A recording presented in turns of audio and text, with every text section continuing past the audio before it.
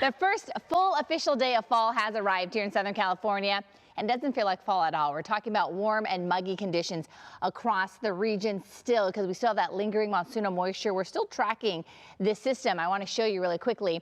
It's still to the west of us. So it has now moved a little bit more to the north, and you can see it's starting to push in a little bit more of the clouds, especially into Ventura County, but it is off the coast and it looks like it's taking aim for the central coast. But again, we're still left with a little bit more of the mugginess, so it may just feel a little bit more muggy than what we would like. But the good news is that things will start to improve as we head into the rest of the week. All right, so I want to show you what's happening right now, especially because we are tracking this warm and muggy conditions. We are looking at a little bit more of our I'm trying to get to my headlines. Oh, there it is. All right, so here's a look at our low pressure system. As I mentioned, it's moving a little bit more to the north, so there is still a very small chance that we could see scattered showers and isolated thunderstorms, especially over Ventura County as we head into the latter part of the day. But again, really small chance.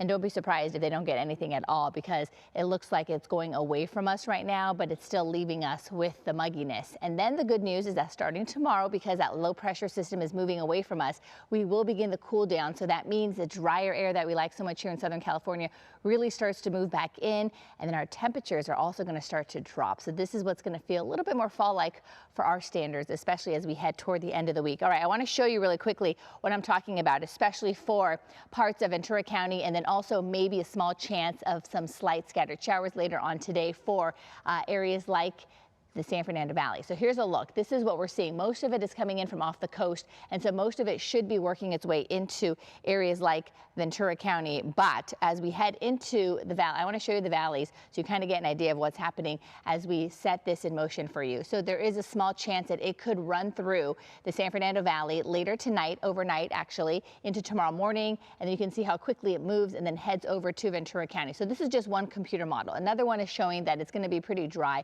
in the San Fernando Valley and into Ventura County. So this is something that we're going to continue to watch, but it looks like as it continues to wobble more to the north of us, we could actually stay a little bit drier. But again, there is a chance that we could see a little bit more of that moisture as we head into the overnight hours. All right, so here's a look at what we're seeing, especially with our future cast. So you can see that big blob. This is that low pressure system. It continues to move to the north, so really hitting areas like the San Luis Obispo County and then also into Monterey County, but then the fringe of it could hit Ventura County. So that's why there is a chance that we could see some scattered showers as we head into the overnight hours later today. Otherwise, everywhere else, LA and also Orange County and the Inland Empire will stay a little bit warmer today. Temperatures going up by a few degrees compared to yesterday. So we're talking about high 90s instead of low 90s for the Inland Empire. High 90s for the San Fernando Valley, upper 70s for LAX, and then upper 80s for downtown LA.